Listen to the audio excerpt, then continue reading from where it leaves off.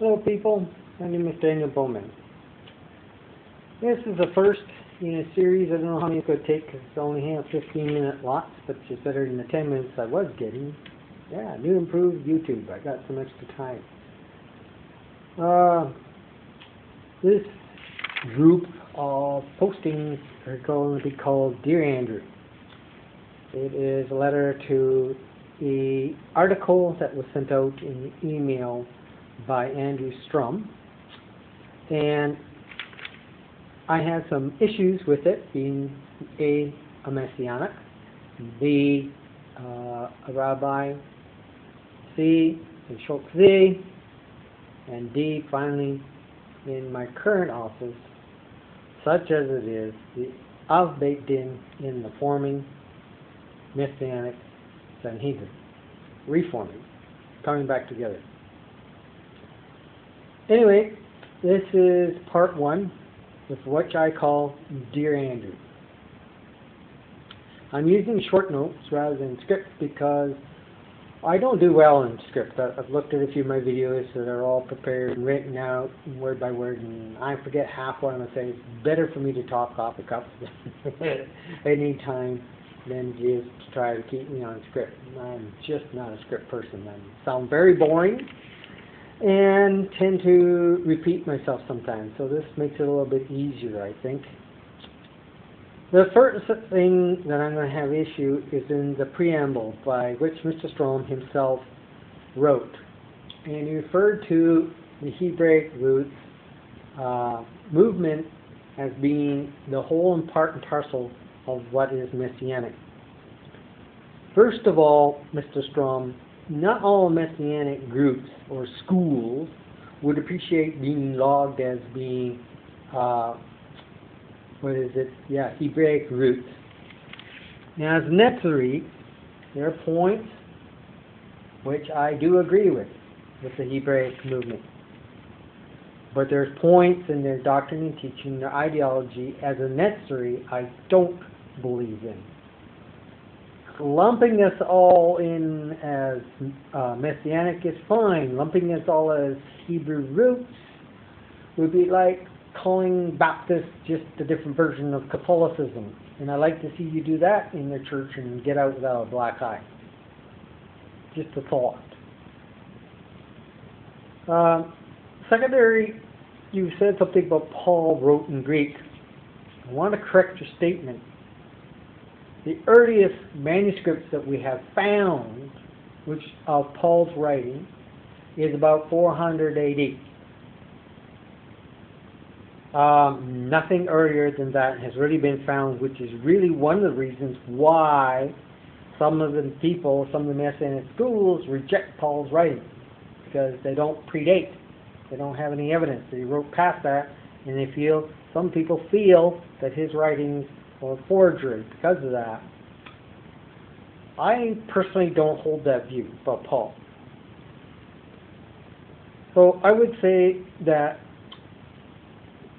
when he had an expression, to the Greek he was a Greek, but to the Hebrews he was Hebrew.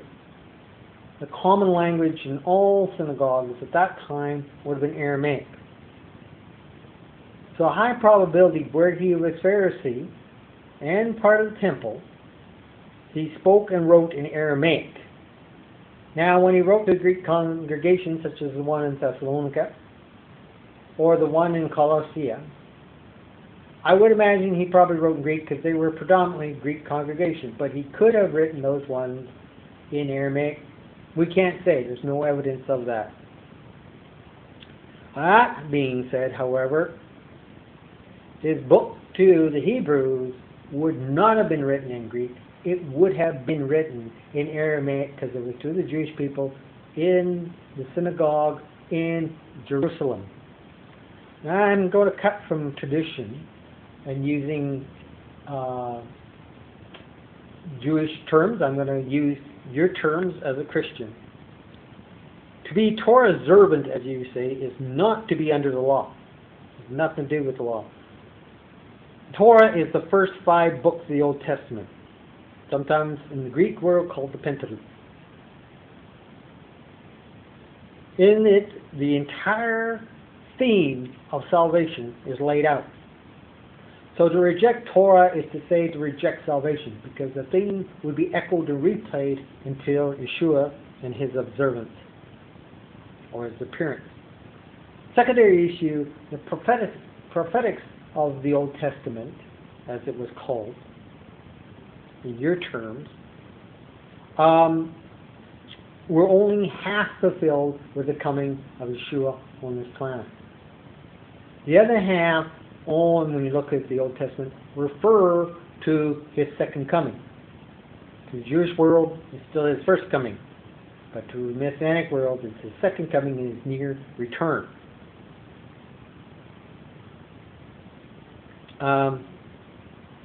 So the law is divided into three categories. One is the Big Ten. In that, you have the issue about Sabbath. And I'll address these when I get to them. I'm breaking down your letter in sections because of time.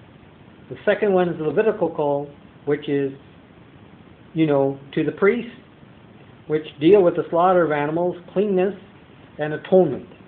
Something I feel at one meant to the atonement, to reconciliation of people who are offending in a congregation is missing and lacking in the Christian value system.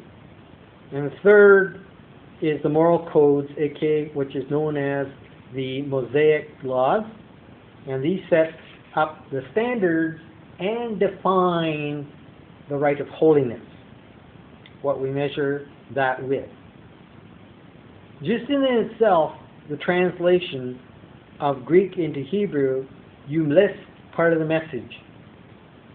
That's the issue I've had with the Greek translations, is a lot of the ideograms that were originally Paleo or Proto-Hebrew alphabet versus the Greek alphabet, and the translation of words into Hebrew, into Greek sometimes didn't fit, and there were a lot of errors made when they picked a word because they wanted in Alexandria of the gospel, as you would say it, in their own language, was something, again, repeats itself when we ourselves struggle as nations to get it in our own language. And the struggle still goes on, but bit by bit, more and more of what the idea was is being lost. Even though we gain some understanding, we